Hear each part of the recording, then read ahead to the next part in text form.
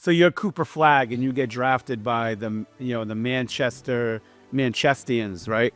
And you think your fucking agent's gonna be excited about sending you to England, instead of fucking, you know what I'm saying? So Toronto's bad enough for a lot of guys lose their minds and they go to Toronto.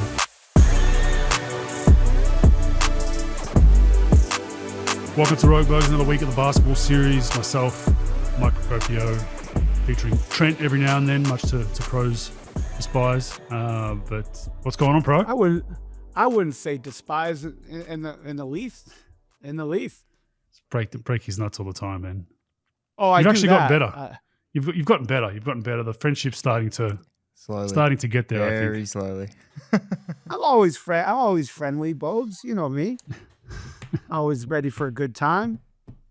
Bogues, man, I get almost nothing today. There's no NBA on besides that All-Star stuff. My streak continues of not watching any of that stuff live. I tuned in.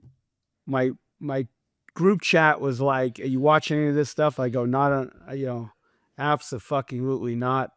I'd rather be on that reality show where they make the dude watch his girlfriend cheat on him live. I'd rather be on that show than watch any of that All-Star stuff. But I did tune in because they did guilt me into this tune in. So if we had to talk about it, I could talk about it. But I didn't see any of the game stuff. Not today's game, but like any of the Friday night stuff. So I'm lost on that. I watched the dunk contest and 3-point on YouTube today. And that's really about it, folks. That's all I got for you.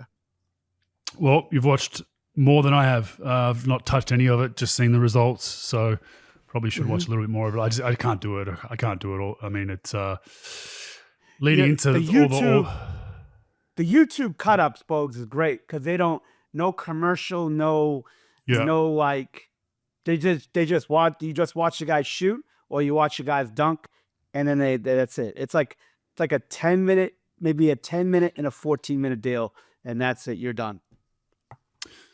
Speaking of All-Star game, did you see the hockey? No. So hockey had their international series or whatever it's called, the US versus Canada, and so obviously politically it's a pretty hot topic right now over in your part of the world with the tariffs and US and Canada and Soy Boy Trudeau and MAGA Trump and all that shit. So. Apparently, I saw more highlights of that because the Canadians booed the U.S. national anthem, and the Americans just started fights from the onset of the game. There's just punch-ons everywhere. It was awesome. It was just like dudes rolling around. Like this is kind of their All-Star game, I guess, to an extent, but it's creamed anything the NBA could ever do. Like the amount of views they had, how much it was trending online. There was some patriotism involved in it. It's like they gave a fuck. Like that's probably step one, right, for All-Star games or those kind of things.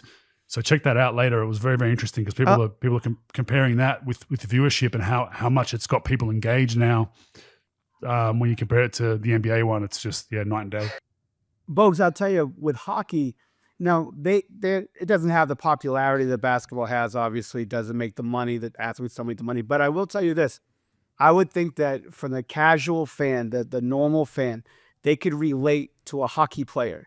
And a hockey player could relate to a regular fan much more than the NBA. Style of play, I mean, the fighting, the toughness, the brutality.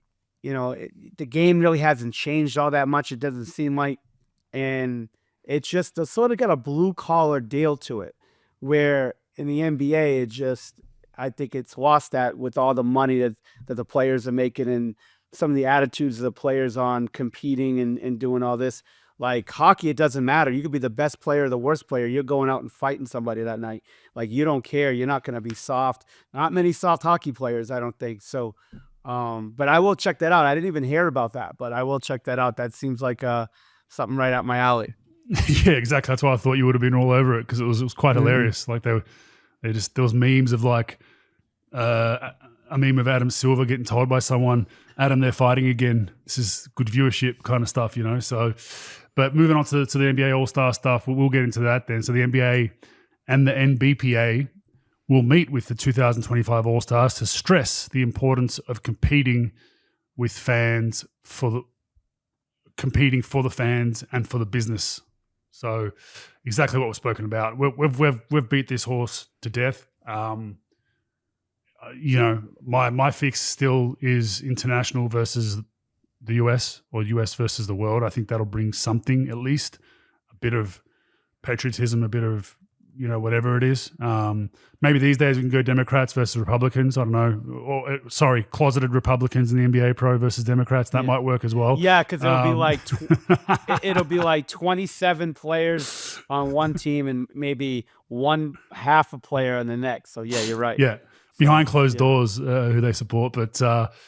There needs to. That's why I like what hockey's done. I think it's genius. I think that's really the only fix for me. They can,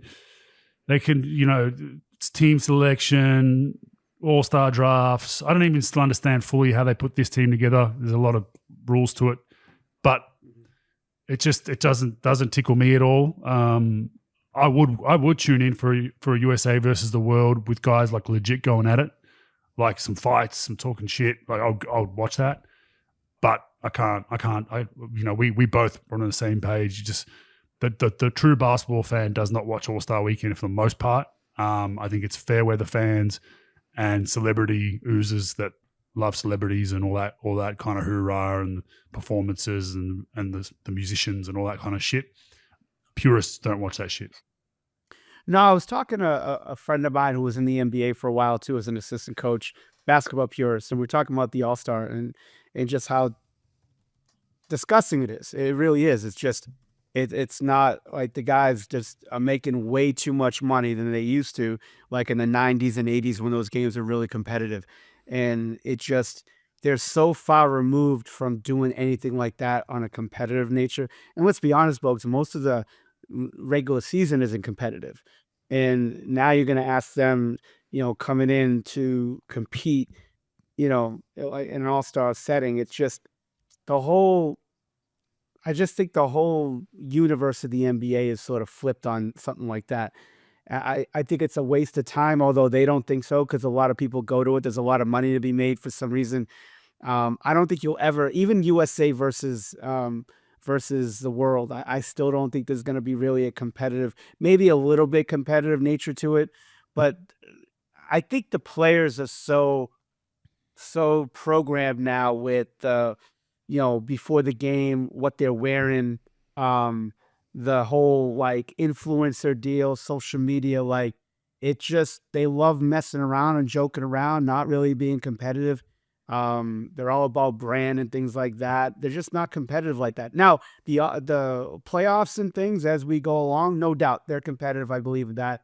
I just don't think you could throw more money at it with prize money and things like that, but it's not going to do much for it. It really isn't. It's gone, those days of yesteryear watching like Bird and Magic go at it. And those guys, they're not ready to like fight, but they were competitive and they took it serious. But I just think the money, the money though is just too much, folks. Like these guys are making way too much money where they really care about. I think the All-Star Game used to be promoting the sport, promoting the NBA. They're way past that now, and I think with the money they're making, they're not like those. I'm not saying they're not competitive players, but in this environment, they're not going to be competitive. Well, you can still do. Jordan wasn't doing influencer model runs in games, but he did a lot of sponsor stuff and. Sure. All that kind of stuff, but still, look, I think it's entertainment. It was sport in the 80s and 90s. Then it merged to sports entertainment in the 2000s. Now I think it's entertainment. I think it's very, very orchestrated with what goes on a daily basis. I'm not saying fixed, but I'm saying just the way things are set up, certain narratives are pushed, all that kind of stuff. So, yeah, I agree. And the All-Star game, it was fun to see the best shooters and the best dunkers, and we'll talk about that now because there were some comments on socials that were back and forth. I don't know if this has been orchestrated by the NBA to start this conversation, but with McClung winning his third straight, congrats to him for winning his third straight. You got a fringe NBA player winning the dunk contest 3 straight years.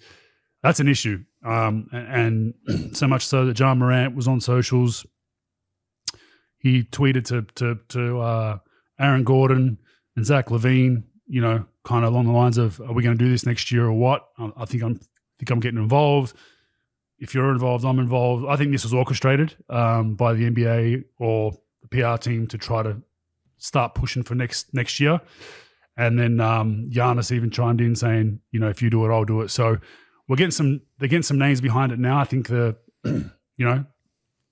have to do it. You're looking at, no disrespect to Mac McClung, but G League guy really is dominating your dunk contest. Like, that's embarrassing for the rest of the NBA, in my opinion, if you want to really get that event back. And you can get some big names in there that bring some credibility back. Fair weather All-Star watchers would probably tune in. Same as the 3-point contest. Hero wins that one. So 3-point contest generally gets pretty good turnout. So that one's not as bad as a dunk contest, and that's probably the last event left that's still pure. All right, Pro, did you see the skills challenge debacle? I did about 5 or 6 minutes before I logged onto this. What are you doing? You're manipulating rules for skills challenge? I mean, that's amazing. But go ahead. Yeah, so I mean, the way it goes, basically, Wembanyama and Chris Paul were partners, obviously, and I guess with the way the skills challenge works, you get points for making complete passes. There's a bounce pass, there's a chest pass. You get points for making. Is it three jumpers each? I think it is, and then you got to dribble through some stuff, throw another pass, and then you get points for how quickly you completed the circuit. Right, so the faster you get through, I think there's a I guess a ratio of, you get a point a second or whatever. I'm just making that up, but say you get there 1 second faster than the next group, that gets you a couple extra points.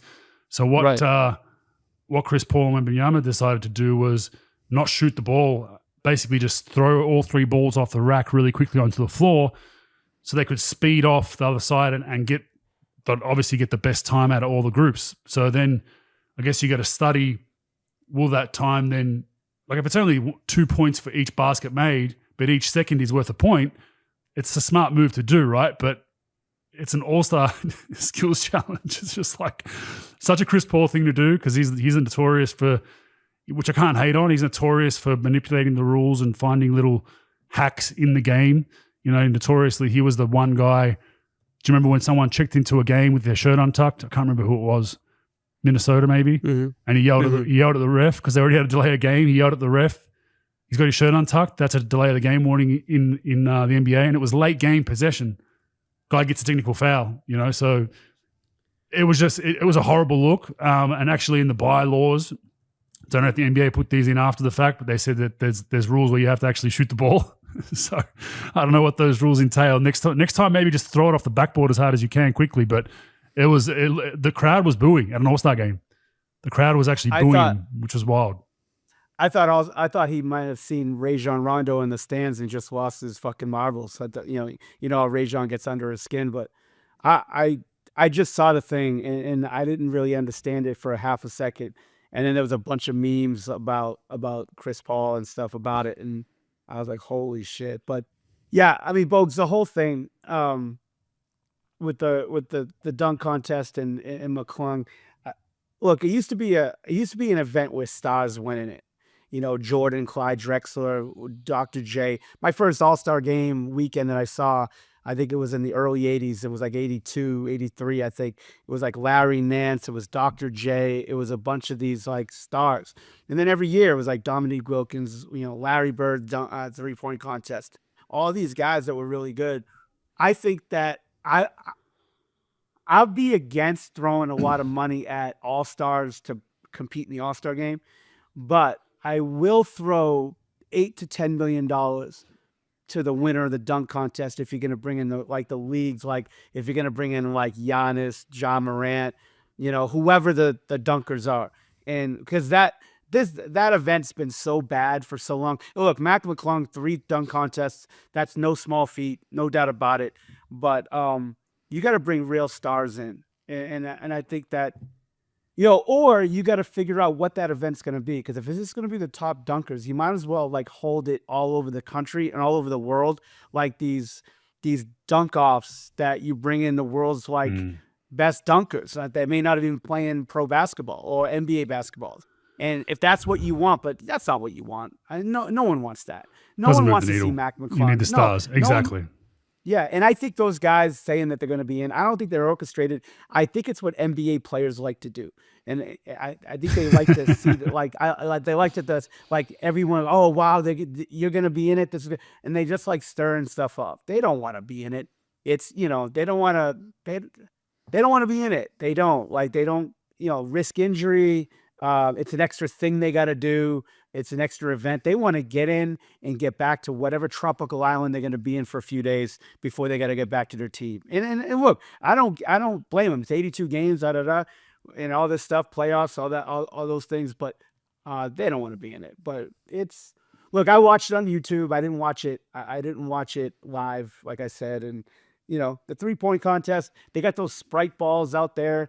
And actually, they've changed that event a lot with those 2 Sprite balls that are deeper out. And then they got a rack of money balls. They gave them more time to finish it. It is different than it was, years back. But it was pretty cool. Darius Garland, Hero was cool. Watching Brunson shoot. But, the 3-point contest, I still could get behind because it's his shooting. But the dunk contest was just like, eh. Yeah, I mean, it's good for Matt McClung. Like, he's yeah, he would have made more money from the dunk contests 3 years in a row than he would from his whole career salary, probably.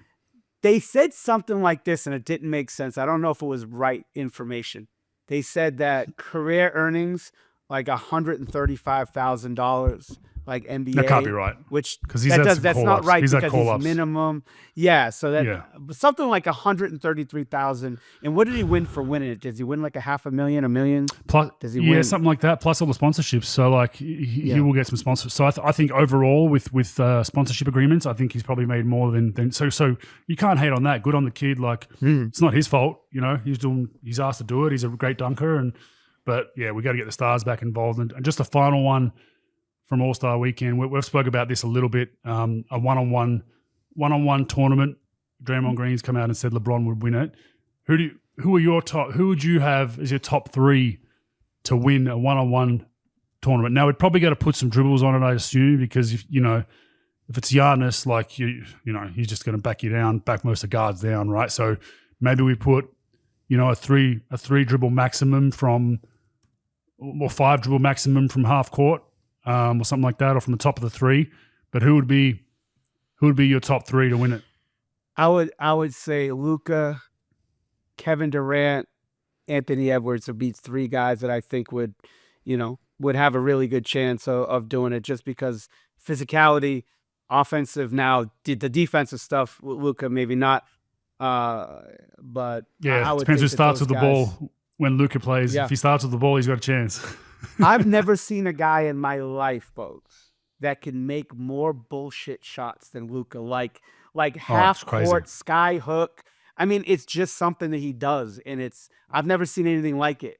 MJ was probably the closest I've ever seen a guys that can make ridiculously stupid, like off the wall, like that famous horse commercial with Bird and Jordan. He wouldn't need any takes. He could do it on the first take on every one of those shots. I've never seen anything like it. But yeah, those are the 3 guys I would have. Maybe I'm right. Maybe I'm wrong. Who knows? Who do you have, Bogues, for that? Yeah, KD would be my favorite. I just think that he can.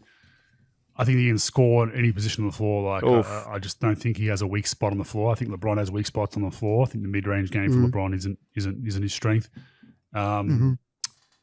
I'd love to see it just to have the names you mentioned, but then throw in an Embiid, a Giannis, and have that kind of dynamic of all right, so now you got to guard Embiid from the top of the key, but then he's got to guard a small. I reckon it'd be really cool to see. One random name that's not a top tier superstar that would be good, I think, would be DeMar DeRozan, because he's got a mid-range game. I think he's kind of hard to.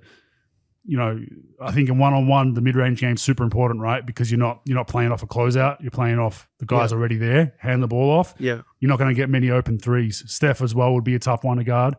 Howard's refereed, isn't he? Yeah, James Harden for sure. But James Harden under 5 dribbles, right? Or 3 dribbles would struggle. Yeah. He needs those rhythm dribbles. But Howard's refereed would be the big one. Like if you put a Steph in, guarding an Embiid or vice versa, then how are you refereeing it? Are you letting more physicality go, or are you calling it tight, right? But I would love to see it. I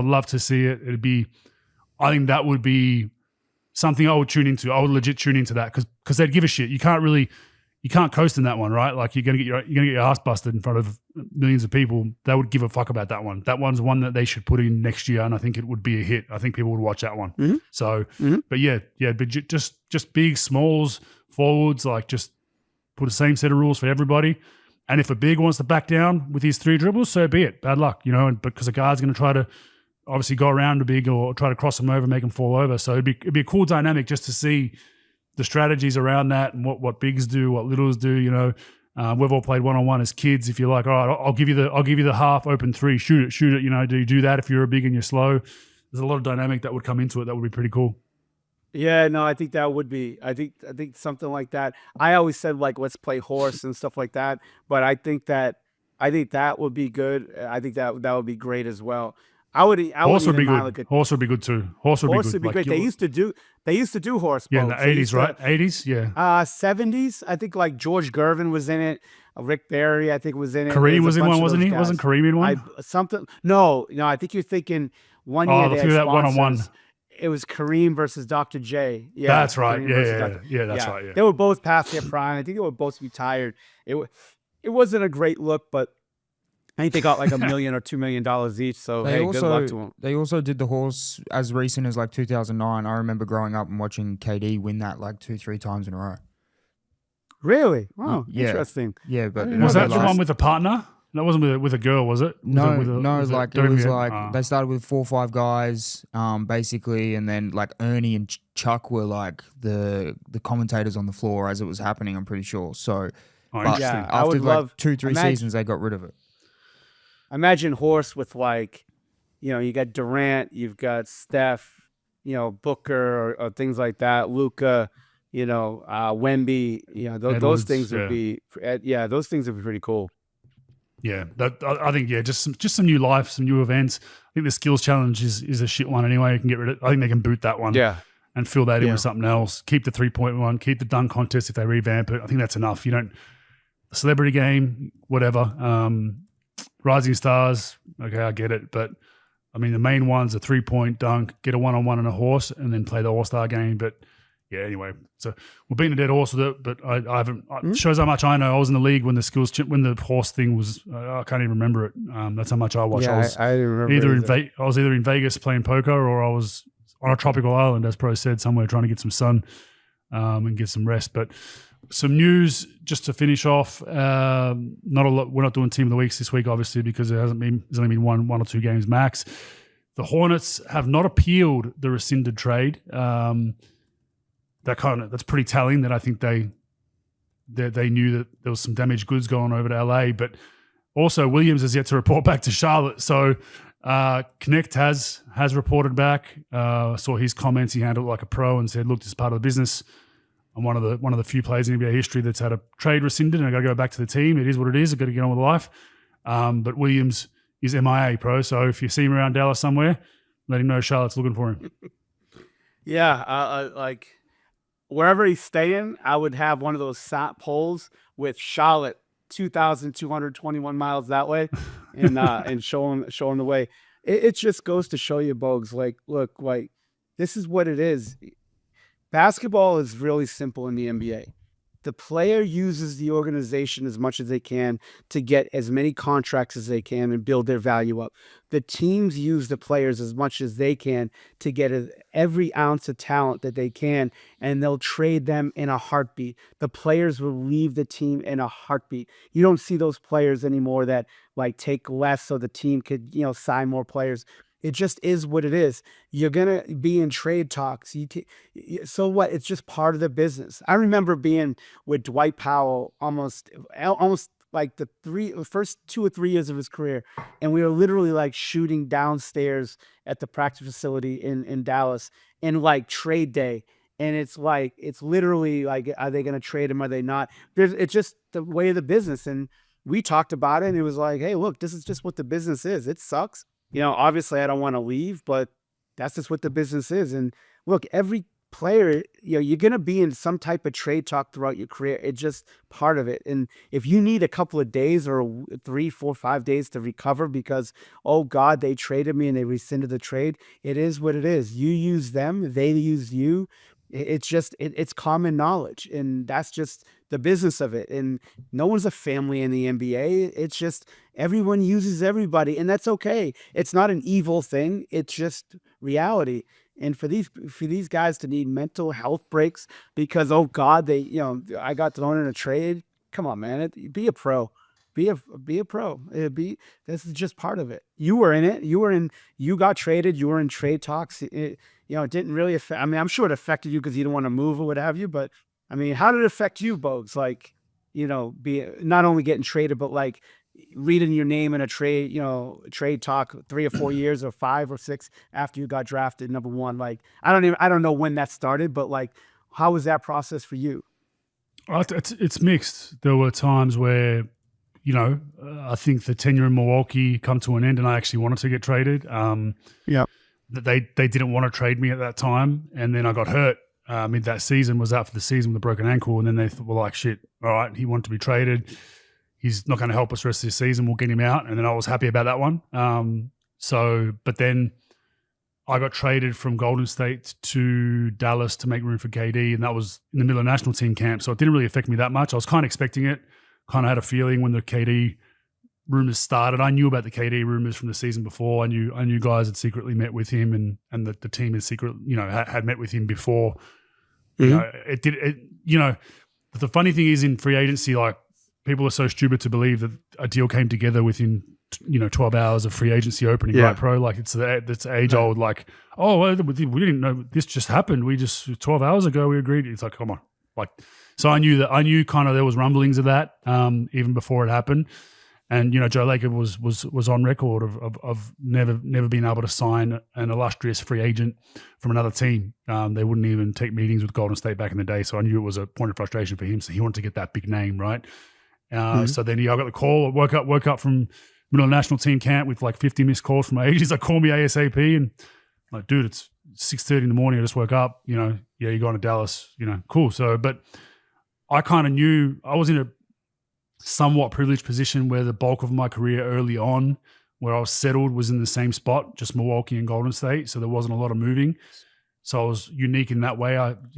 7, 8 years in Milwaukee, 4 or 5 years in Golden State, or 4 years, and then moved on. And then I knew after Golden State, look, I'm going to be in the league another couple of years. I'm going to bounce around. It's just, I'm going to be I'm a veteran mercenary that's going to be a role playing big off the bench at best. And I could be moved tomorrow twice or 3 times. I could be moved 4 times in a season. So I purposely didn't set myself up anywhere with a home or anything that was permanent. I just rented short-term places knowing that was going to happen. So I knew, to your point, I knew that's part of the business, and I dealt with it well.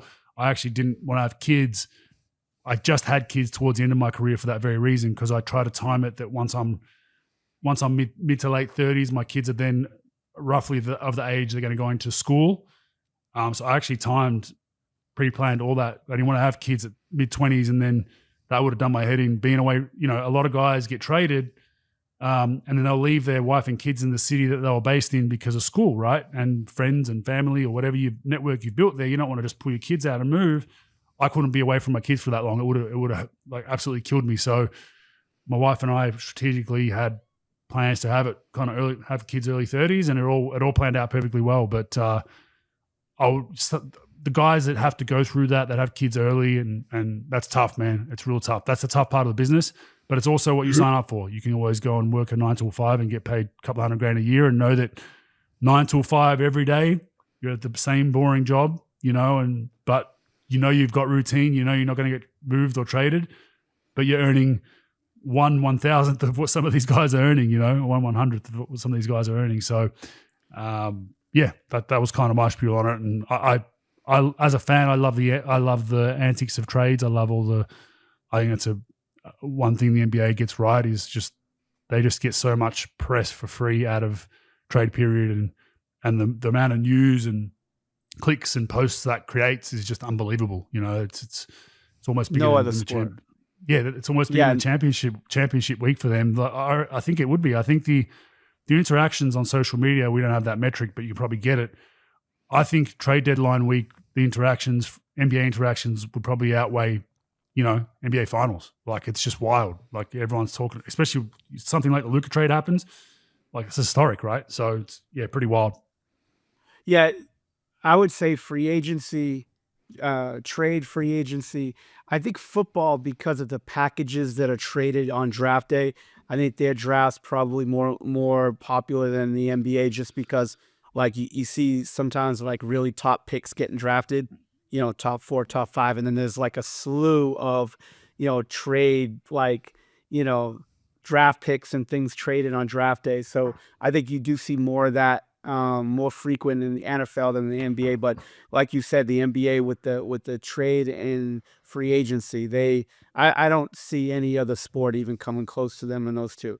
And let's not forget the trade that you were involved with in Golden State. They did shape Golden State with Durant, but it also shaped this podcast. If you didn't come to Dallas, there's no Rogue Bogues podcast. So let's just see what it is. So yeah, that's right. That's right. Interesting sliding door moment for old pro, but yeah, I love the trade week and everything that it is. But yeah, we're trying to get trades in the NBL pro, and it's hard. It's hard in Australia because there's employment laws and stuff, and also the salaries aren't the same. So like, you move a guy from a small city, like, and then they're making $100,000 a year. You move them to Sydney, and then their salary is basically paying their rent, so we've got to figure it out. But I'd love to have the NBL have a trade period. I think it'd be awesome that the players union is pushing back, shocker. But I think it'd be so good, and no sports really do it in Australia. They have, so in Australia, because of the employment law, obviously it's hard to have a league supersede employment law, like your actual laws of your country. The Australian Rules Football League have trade periods, but the player has to agree to the trade, so it's super weird. Like it's So like if I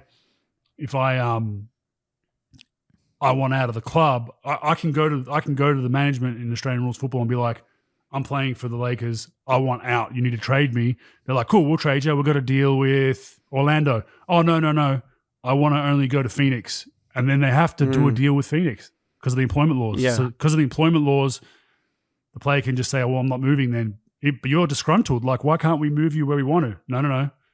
Per the employment law, you got to put me where I want to go or I won't go, and then you got to disgruntle. So it's like, it's a shit show, right? That's the beauty of the NBA and the law in America, where they can just move you on a whim, but there's a lot more money involved, which is a different argument. And with soccer and EuroLeague basketball, you could be on loan to a team, but there's no trades, right? Like you could loan. I don't know about player basketball. Can you do it in basketball? EuroLeague? In basketball, I believe you can do it in international basketball in like Europe. I do believe that you could loan out a club for a fee, to. I know in soccer it's usually you can. Done on, yeah. It's usually done if if you got a young guy, if you got a young prospect, but you've got a superstar playing in front of him, and you're like, shit, let's just send him to another club, let him play for a year or two. He's still contracted to us. I learned this all from FIFA as a young kid, obviously, but you can loan, and then the team you loan to, it's negotiable. They can pay half your salary at the time, whatever it is, but that's generally really good teams that have young kids that are going to be the future of their club, but they just don't have the minutes at the moment. I just didn't think it was as common or at all in Europe. It's not that common, but I think basketball does it. I'm not 1,000% sure, but interesting. They don't. Yeah, and I'm almost positive they don't have the transfer fees that they do in soccer, obviously. So, and things like that. But yeah, it's interesting with the trade deal. But that would bring a lot of popularity, I think, to the Australian league, the NBL to be able to do that. So, interesting dynamic. It is. Some somber news. Dallas Mavericks assistant coach, former NBA player, assistant coach who we both work with. You know him very well. Darrell Armstrong was arrested Saturday for aggravated assault with a deadly weapon. It is alleged that he had a firearm in his hand and hit a female. I'm not sure if it was his wife, girlfriend, with the firearm. So he's in a bit of strife down there in Dallas, pro. That's not very good at all. Generally a pretty jovial guy when I was around. Happy-go-lucky guy when I was around him. But this kind of stuff is a pretty dark day for him. Yeah, I worked with him all my 6 years DA was Darrell was a huge member of that town, of that organization. Won a championship there. He's very loved as a coach, as a player, and yeah, it's unfortunate. I was surprised as any. Somebody sent it to me in my group chat about it. I was shocked. I couldn't believe it, but yeah, obviously they're going to investigate what happened with. I'm sure there'll be an internal investigation throughout, with the Dallas PD, and then they'll figure out how to deal with it. I guess he's on administrative leave or some type of leave with the team until investigation is done. You never really want to see it, but it's a tough thing to deal with. Yeah, it is. So let it all play out. Can't comment too much about it, but if what's alleged is true, very, very poor form by DA, and probably in for a rough future ahead with court proceedings and whatnot. All right, the NBA is expected to announce a multi-year deal to play games in Manchester as early as next season, Pro. So these are going to be games for actual NBA points or wins or losses. So legitimate regular season games will be played in Manchester. This is the start of them prodding where they will base their international team, which we say is going to happen within the next 10 years. Manchester's obviously going to be one of the cities they're probably looking at. And then you've obviously got London as well. So it will be very, very interesting to see how that goes. And yeah, I mean, it'll sell out. There's no doubt about that. But having 41 full games in some of those cities will be interesting to see kind of which ones they pick and where and why and how quickly that comes up. Yeah, just always be interesting about if you're trying to add an NBA team to a foreign market, how the economy, I mean, how could you afford, NBA salaries, NBA tickets, NBA sponsorships that rival what's going on in the United States? I just think it's going to be an uphill battle. Now, the NBA will make it happen. They'll make it work for a few years for sure, and put a lot of, resources into it. I just don't know how many arenas across the world that's not United States that could actually have enough seats, that could sell enough tickets, that could sell enough sponsorships, that the economy in that area that's good enough to house that thing and to make it work. Obviously, I'm no scholar, but to me, I just think it's going to be an uphill battle. I do like what they do internationally about going to games and doing preseason or even doing regular season games in foreign markets. I just think it's going to be really tough financially for the NBA to make it work and just make it long-term success, not just short-term. Oh, wow, we have an NBA team in England and this is great, but like, how are they going to continue to make it work like that? I know soccer's done and they've got huge salaries and things, but those are soccer venues. Outdoor venues, you could have a lot more people. The indoor arenas, I just don't see many 24, 25,000 seat arenas in international play. Maybe I'm wrong on that. Like I said, I went to Olympiacos. I go to Greece almost every year, summer, to do clinics. And I've been in Olympiakos' arena, and it's beautiful. It's big. It's not that big. It's probably like 10 or 11,000, maybe 12. But I mean, you just can't. And plus, the economy in those areas is just tough. Now, I know Greece's economy is not as the same as England, but I just think it's going to be really tough. What do you think, Bogues, on that? Yeah, I agree. I think some of these, Greece will be tough to do. I just don't think fans can afford to pay €200 for a regular season ticket. I think England can, London can sustain it with the amount of tourism and people they have in that city, the amount of money in that city. I mean, I went to an Arsenal game there, and that's very expensive. EPL games are super expensive, so I think it'll be okay. But it's a matter of where do you base the players there full time? It's that whole conversation. What do you do? Do you go for 1 month road trip swings in the US? Then they're going to have a second base over there somewhere for the time being, because there's no point flying back to I just don't know how they'll do it. So, but it will be interesting. So you're Cooper Flag and you get drafted by the Manchestians, right? And you think your fucking agent's going to be excited about sending you to England, instead of fucking, you know what I'm saying? So Toronto's bad enough for a lot of guys, lose their minds and they go to Toronto. and that's still technically, you know, part of the Americas there, the North America, right? But you go into a whole other continent, like, yeah, that'll be super interesting. Especially, well, England's one thing, you can still speak English. Imagine going to, like, you know, Barcelona. Imagine Mexico or City. Imagine going to Mexico City. There's like, a place like that where it's just Paris, not an NBA city. Paris is the same. Barcelona, Madrid, Turkey. Imagine going to Turkey. You go Istanbul. to good luck. Istanbul. Like we got guys. You got guys that struggle playing over there with different languages from all over the world. Remember that story of like Charles Barkley eating like 12 pizzas a day to gain 30 pounds so a team didn't draft him? I mean, they'd be going to huge lengths for that team not to draft him just because, look, they want to be in the United States. I just think it's going to be tough. There's a lot of outside things that you're going to have to deal with. How about free agency? I mean, how many people are going to want to go there to play?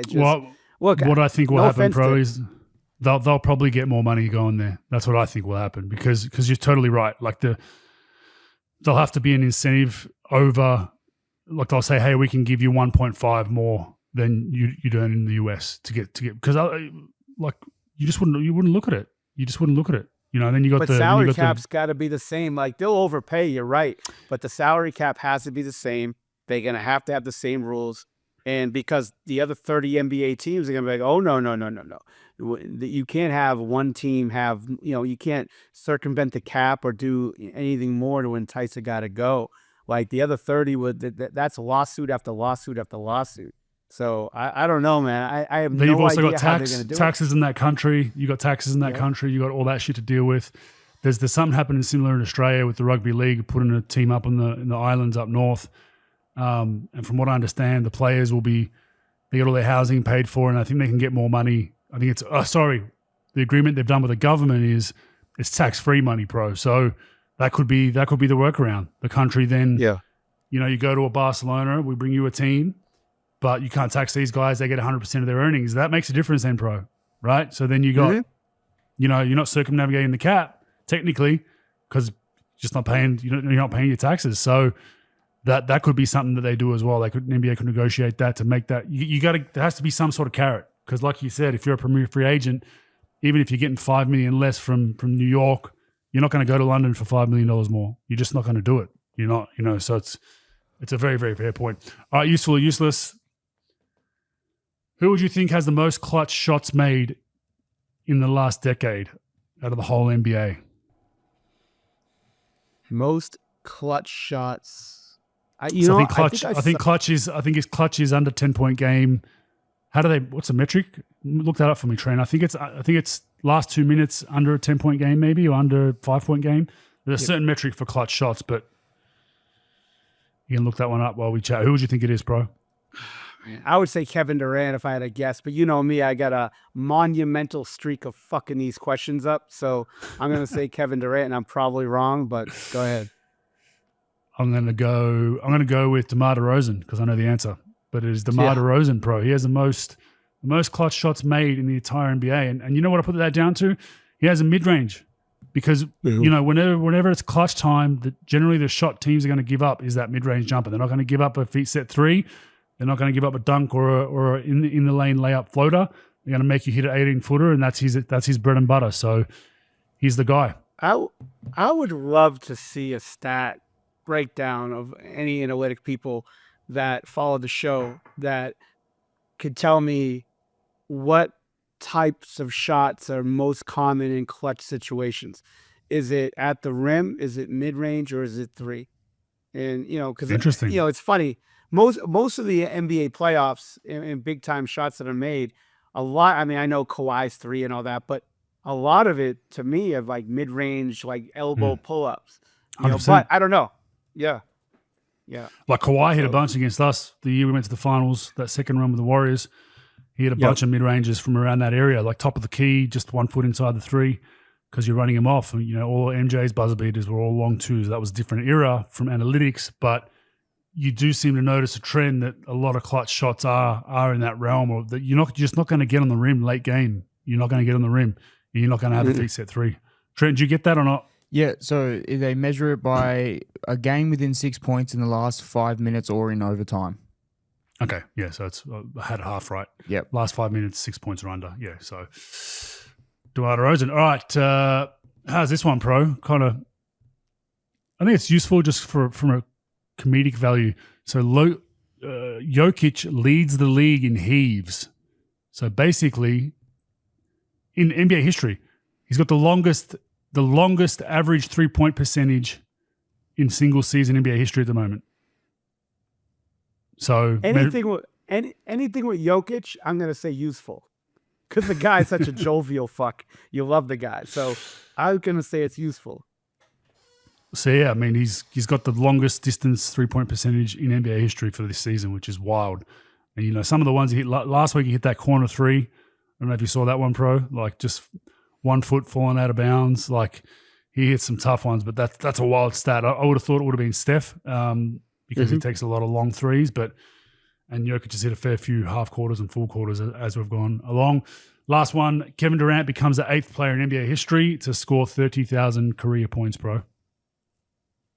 Oh, useful. The guy's a fucking assassin. He might be Bogues. He might, and I'm a Jordan guy, through and through, and a Kobe guy, but he might be the most dynamic scorer in NBA history, in my opinion. I don't know what your thoughts are, but the guy is ridiculously good at scoring. And yeah, I would definitely say it's useful. Plus, I mean, it's useful on top of the fact that he missed the time with that, with the Achilles injury and that foot injury that he had, that he suffered in Oklahoma City, that, he missed a better half of a year, like combined over a two season period.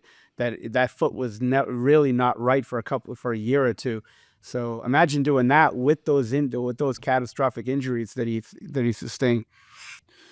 Yeah, totally agree. I've said on this podcast before, I think he's one of the best purest scorers of all time, meaning that you can put him anywhere on the floor. You can put him on the wing, pick and roll, post-ups, elbow ISO, 3-point ISO, put him in the corner to shoot threes. Like he's every spot on the floor.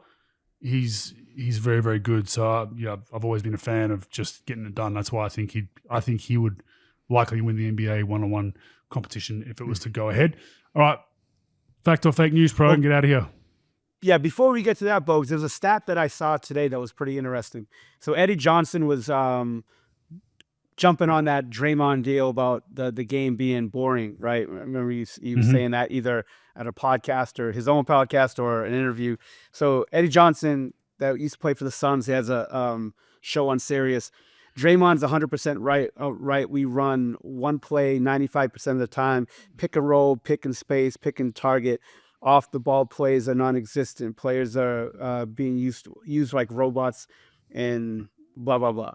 So Caitlin Cooper, who does a lot of work with the covers like the Indiana Pacers, she does a great job at C2_Cooper.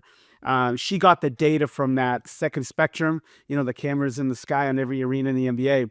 So she says the NBA is setting 65.4 picks per 100 possessions this season, the lowest frequency in second spectrum's 12-year database.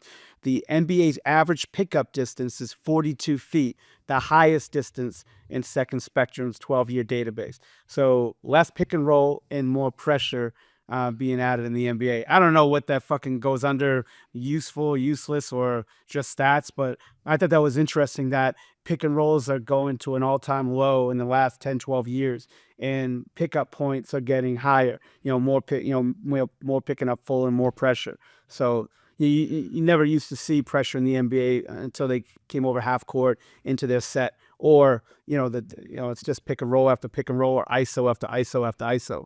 So I thought that was pretty interesting to say. Yeah, still could be deceiving, because I think 10 years ago, like the per possession pick and rolls would have been just nuts, right? So I think out of the last 10 years, I think it's okay. It's down, but the picking up, I think, is interesting. I think it's teams want to pick up earlier, so teams can't get in that pace flow quicker, and then they got less of a shot clock. I always scratch my head as to why NBA teams, I know the court's a bit bigger, but FIBA teams do such a good job of eating time off the clock and just working your point guard, and then hopefully in the fourth quarter they're tired. That's what you want. And I feel like The NBA was always kind of like, let's just don't pick up, let's just get back. But teams are running more. You got these teams like Memphis and whatnot that are pushing the ball every possession. If you can stop the point of attack quickly, it definitely slows their offense down. So that's very, very interesting. It'll be interesting to see if that continues along the way, bro. What do you got? Yeah, Kalen Cooks. Yeah, all right. So let's just keep beating the dead horse of the Luka trade, Bogues, right? So I tried to research the most, I didn't want to say lopsided trade, but the most argued trade on social media, the whole, just the up in arms that the trade was made. All right, so you have the Luka trade, Luka for AD. I'm going to ask you this. The Luka trade was worse than the Pau Gasol to the Lakers trade. Fact or fake news? As far as like shock, dismay, lopsidedness of the trade, the Pau Gasol trade from the Memphis Grizzlies to the Los Angeles Lakers is, and I know that the trade just happened. I get that. But in your opinion, that trade will be worse and more lopsided than the Luka trade will be more lopsided than the Memphis Grizzlies. Fact or fake news? It's a breakdown. Do you remember the exact trade? It was Kwame. I absolutely do. And here's the thing. Stephen A. Smith should be brought up on charges. Okay, on like because he was the one who started this like big deal thing, right? So it was the trade was literally Pau Gasol for Marc Gasol. Marc Gasol was over in Spain, right? Pau Gasol did not want to be in Memphis anymore. I was in Memphis earlier that year. I was watching him. He was like, he didn't want to be there, right? Whiny. And I love Pau Gasol. He's probably one of my top European players of all time. So the trade was basically Pau Gasol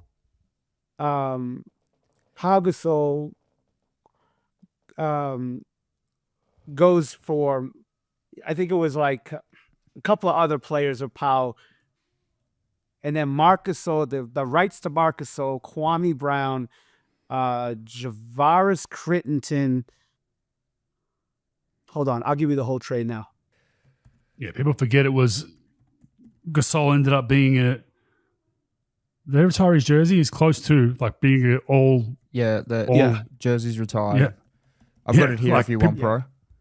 Go ahead. So it was basically Pau Gasol in exchange for Kwame Brown, Javaris Crittenton, and Aaron McKee, draft rights to Marc Gasol, first round picks in 08 and 10. Okay, for Pau Gasol. Because everybody wants to say it was Kwame Brown for Pau Gasol, and it wasn't. No, it wasn't. It was Marc Gasol that ended up being a 2-time All-NBA, 3-time All-Star. And don't forget, they went to the conference semis and the conference final and saved a lot of money with Paul's salary that they could afford to get Zebo and Tony Allen and basically shape that team for the next decade.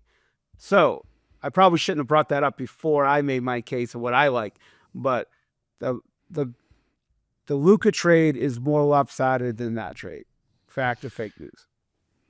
It's a hard one. I think they're both unique in their own ways. I think the Luka one's worse, in my opinion. Just because I think that Memphis got back a piece that was there for 10 odd years. AD's not going to be in Dallas for 10 years, right? And they didn't really get much back. And they got some. And Memphis got some picks out of it.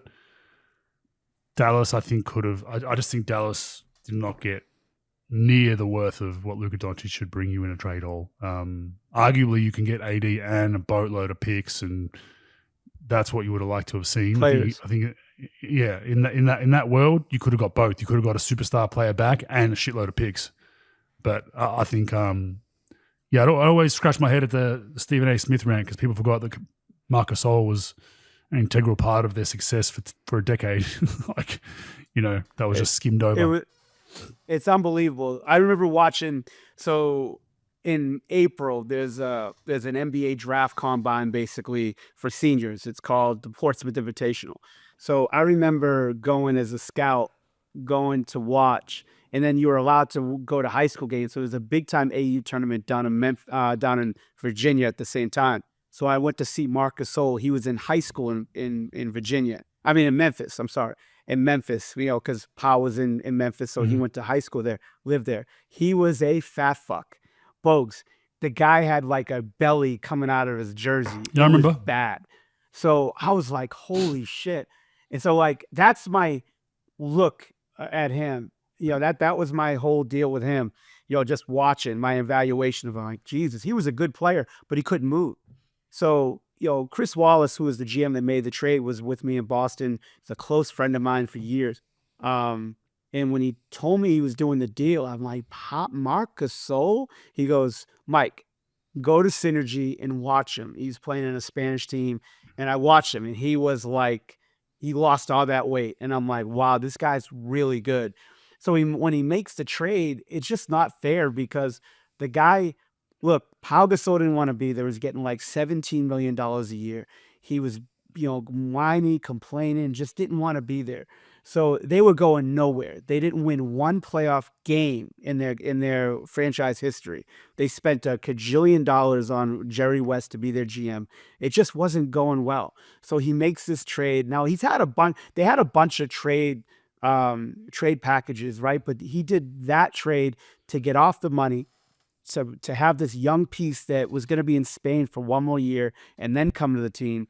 And then he, like, all the money he saved from Pau's contract being, off the trade, because those, the contracts he was getting back was expiring, to be able to do Zebo, to be able to do Tony Allen, to be able to shape that team for like 12 years. Yeah, Conley in the draft and all that. They were able to do some things that will set them up for the next 10 years. Now, they didn't get a boatload of picks, but they literally just got a draft pick. I mean, the Lakers, I remember Kobe asking me about Gasol because they drafted him in the second round. And I was like, Kobe, this guy's a fat fuck. I don't know if he could pass the physical. And he starts laughing. He goes, what a fucking circus. And I was like, yeah. So they basically got a draft pick with Gasol. That was basically their draft pick. And then they could just build. With the Mavericks, like, you don't know what's going to happen to this thing, but AD's older. He's probably not going to play for a while. You don't know. This year's probably a wash with all their injuries. And then, like, going forward, this ain't shaping their organization for the next 10 years. That shaped their organization for over a decade. Again, got into a conference final, which you actually had to make the playoffs back then. There was no plan. So, like, they made the playoffs within like 2 or 3 years of the trade. And then they go to the conference semifinals, then the conference finals. And I think they made the conference semifinals one more time, if I'm not mistaken. But that trade really set them up going forward. I think that trade was like one of the most overrated rants in history because of what it did. And it fucked my guy Chris Wallace up because of the fact that the media killed him on the trade. Killed him, yeah. But that trade was really good for them. And Pau Gasol, look, 3-time, they went to 3 finals, 2 wins. And yeah, I mean, he did his thing there, but they would have left him in free agency. They would have left Memphis. I thought they got maximum value back. But yeah, it's just weird how all this trade stuff gets overblown. Yeah, 100%. Shred, did you say you had something? I just had the trade details. The No, trade. you're good. I just had the trade details there for you, but you got it. Yeah. Yeah, I Folks, think Dallas. I'm sorry. No, I just think Dallas, to your point, AD's probably got a torn groin. How bad it is, who knows? Or a duct or whatever they've said. He'll come back half cooked for the playoffs maybe. I think this season's going to be close to a wash of their injuries. Next year's the year. So this is I've got Brooklyn vibes with Dallas right now of kind of when they brought in all those stars, and then literally within a year or two it was like, fuck, shit, uh-oh. And then it just all goes ping, ping, ping. Everyone goes their own ways. Yeah. I think if Dallas does not have a good year next year, or they don't get close to a chip, conference finals, it's probably the minimum. I think that's going to happen there. And then I think it's going to circle all the way back to everything that's happened. Again. Yeah. So they need to win a championship basically to get pressure off Nico. it's championship or bust next season, and that comes that you're putting a lot of faith in a healthy Kyrie Irving and a healthy Anthony Davis, right? Yeah, and I've got two words for advice for Dallas. One is, look, you look at what, I think I talked about this last week, but you look at what Brooklyn traded KD for a couple years ago. They got about 10 draft picks with the swaps and things. And that was about 30. I think KD was like 33 or 30, 32, 33 when they made the trade. So, there is a precedent set at what you can get for an aging superstar, that what you can get. I don't think they can get that for AD because of all the injuries and things like that, although KD had some injury issues. And then with Irving, same thing. If you want to trade Kyrie, now Kyrie's older, you're not going to get this huge package for both. But, I mean, look at some of the guys that were traded and packages got, like Paul George for Oklahoma City, treasure trove of players, including SGA. And then what they got for Chris Paul, getting off of Chris Paul to Houston, when Houston giving them what they gave him, they didn't give him a huge deal. That'll be one. And two, no public rants anymore for fucking, players that you trade away. It's just a bad look, man. I don't know if we covered that last week or not with the owner just going off on Luka. Look, look, if you end up trading like Kyrie Irving and it's not a great trade, like, it's not a homegrown player for Dallas. You acquired him through trade. Look, he did a lot for the organization, helped them get to a final, all that. It's not going to be as serious. But when you go off on a guy like Luka that never really said anything bad about the city, and you have to continue to tell people why you traded him, it just makes it look bad. Like, look, you traded the guy. You felt as though this guy, if you're right or wrong, you felt as though that AD was going to get you closer to a final or bring you over the edge than Luka. Now, maybe that was the truth. Maybe it wasn't. Who cares? But, like, instead of going off on the guy, just say, look, we feel it was a really hard decision.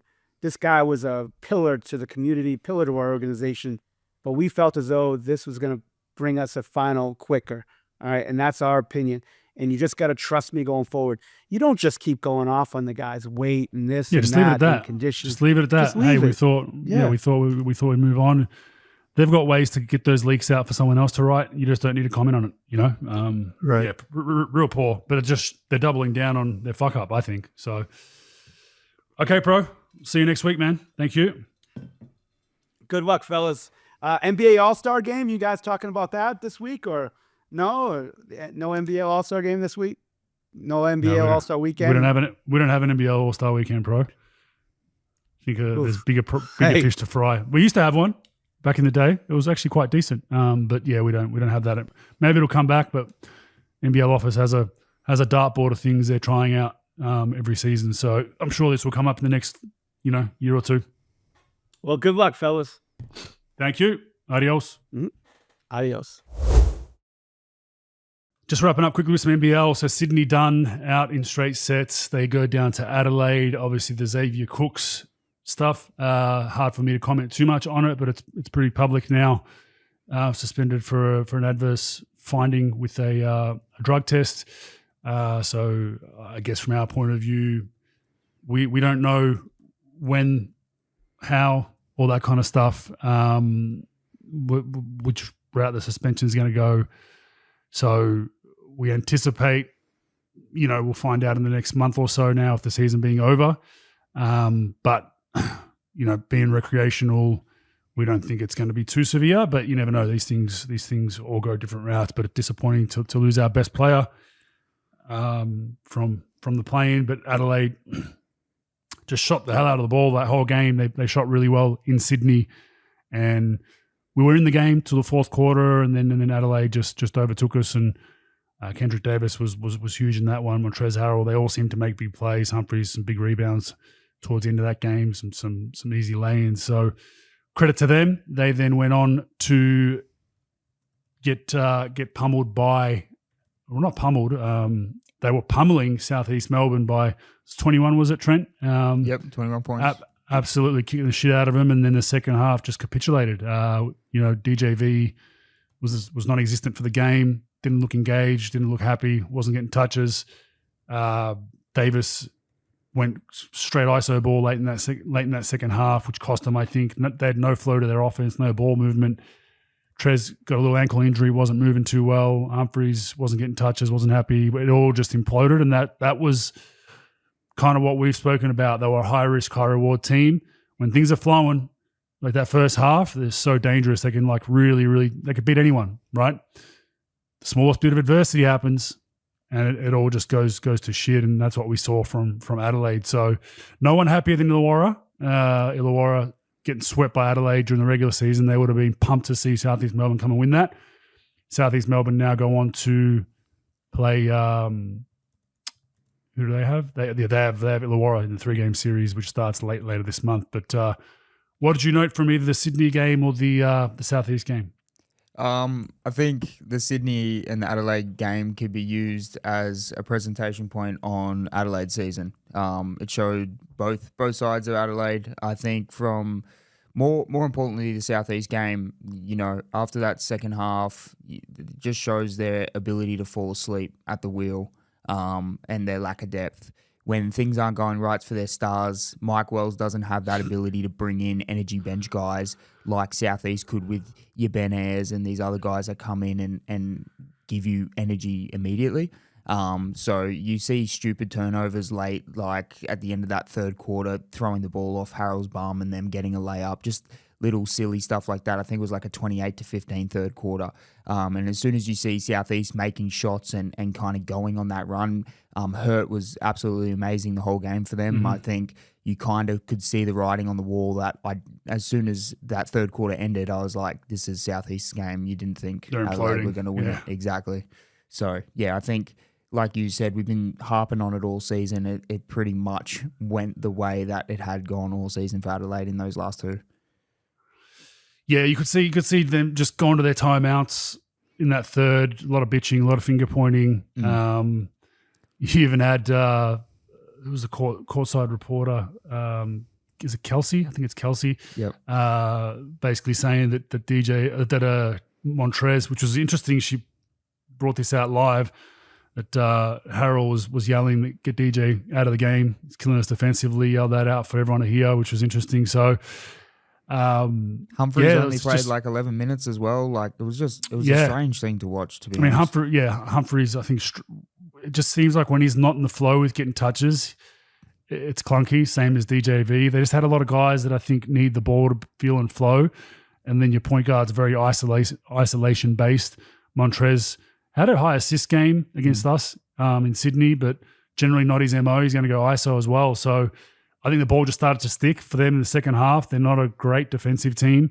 You've got some guys you can really go at defensively. But, yeah, I mean, to your point that you made a couple of weeks ago, probably not having that bench hurt them, just over the longevity of the season. Even just by playing your bench during the regular season, you give them a little bit of confidence so that if they do get into a finals game, I think even if he would have played his bench, there was just not enough juice and confidence built up from the regular season that it would have had an impact. Whereas you bring in a guy like Foxwell, you bring in these – vital part of the game. They benched one of their best players in Sobey for Foxwell, and they don't miss a beat. They actually go up. It actually changed the tempo of the game with how he was handling KD defensively and all the extra effort stuff he was getting. So they're much deserved. And then obviously Perth handled Southeast Melbourne a couple of days prior to that pretty easily. Perth just kind of it's one of the first games this season where everything clicked for Perth. Like every one of their guns was firing. Pinder was firing. Doolittle, Windler was hitting threes. Cotton was didn't play his game at a 40-point standard, but was hitting shots when he needed to. They were just flowing very, very nicely. So that moves on to the series. We'll touch with Illawarra, Southeast Melbourne first. Who do you have in that one?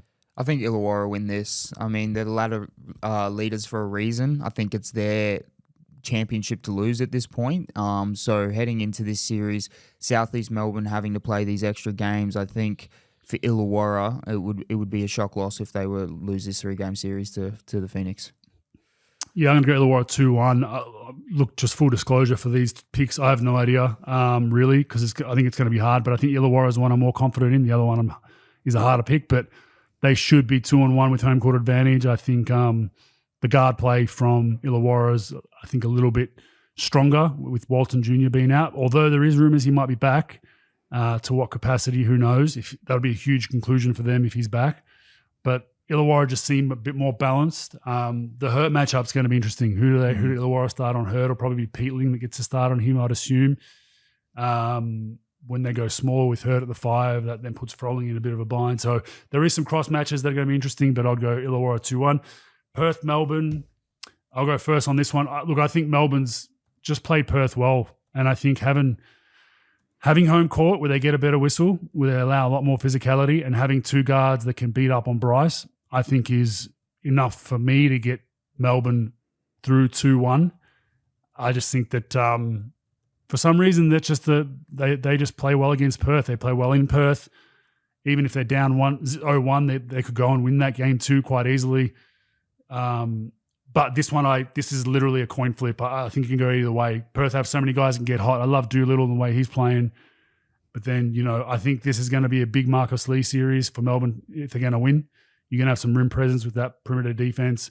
And Jack White's a guy who's been up and down in form. I think he's got to be the premier Jack White in this series to give them an even battle. He can't lose that Doolittle matchup heavily. Doolittle's a great player and might still win that matchup, but it needs to be Doolittle's got 18 and 10, Jack White's got 16 and 15. It needs to be along those lines. If he gets outplayed, I think that's a key matchup. I think the guard stuff will kind of take care of itself. Obviously slowing down Bryce is important, but I'll go Melbourne 2-1.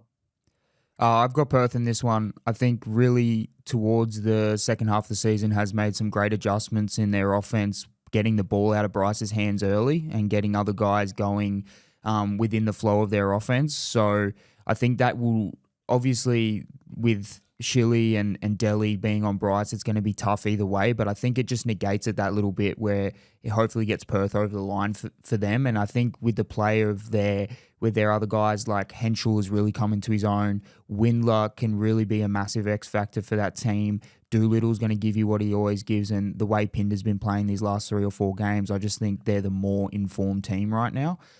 You are right, and I think we've said this multiple times. Everyone's kind of got that team this year that they tend to struggle against at the top.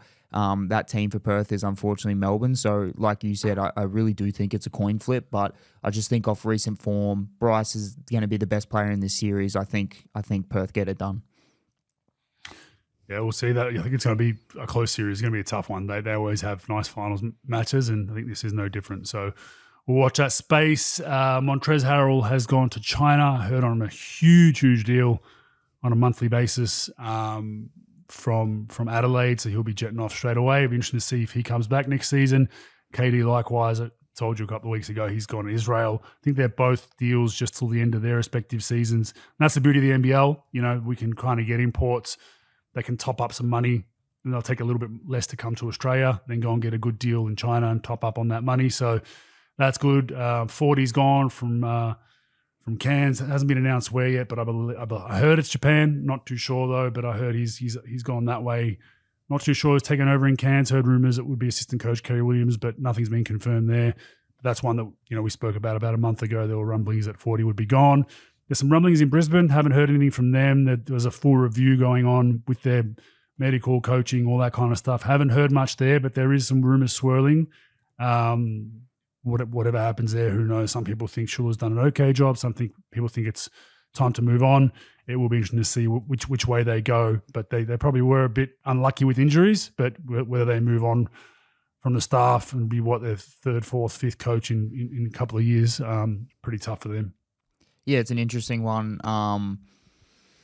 The coaching market is tough, I feel. So if you do move off Schuler, you'd hope that they have a good coaching search in place and a good idea of where they want to move forward, because you can't just do the same thing you did with James Duncan, you did with Schuler. Like, you can't give these guys 2 years to implement a culture and try and turn the ship around. Like, it's a longer process.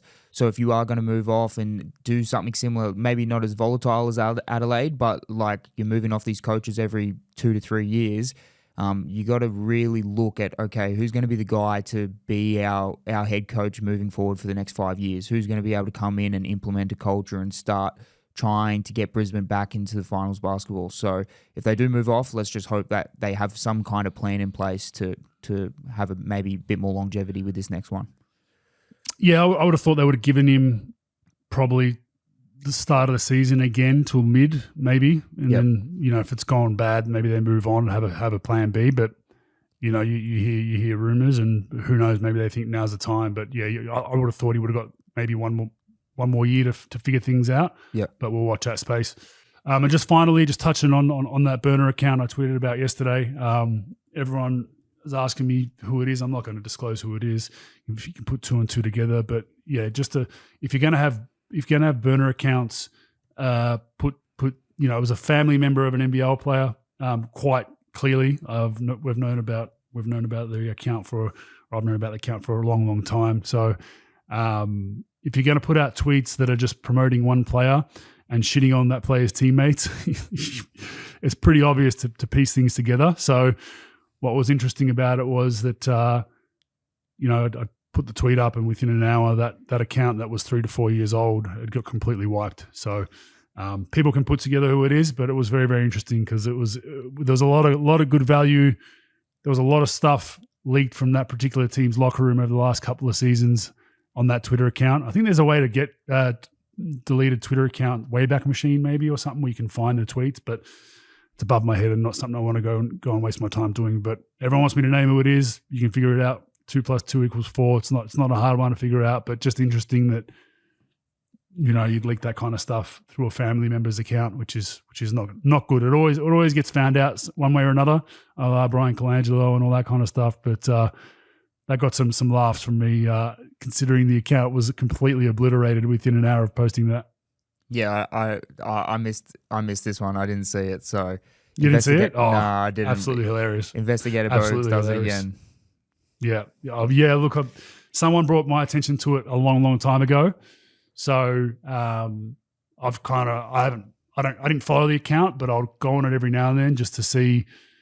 Let me find out some more gossip about this team, and it was just blatantly all there. The fact that I was 99, we were 99% sure it was a family member. And then when it got deleted within an hour of the post, it was 110% sure it was a family member. But good fun. We like a bit of shenanigans in the NBL. So, but if you're going to do it, like I said, you got to some tips for some family member accounts. You got to shit on the person that you're running it for every now and then, just to make it less obvious. Just give a bit of a negative tweet about whether it's your son, brother, auntie, uncle. Give a little bit of a tweet about them that's negative. So people are like, oh, it can't be them. There's a negative tweet. You can't make it that obvious, people. Come on. It's very easy to figure out these days. So that's about it. Looking forward to the games after the FIBA break, which is a little bit annoying, bit of a momentum pause, but that's the way it goes with the FIBA break. Good luck to those playing in the FIBA break, and we'll see everyone NBL-wise at least in a couple of weeks.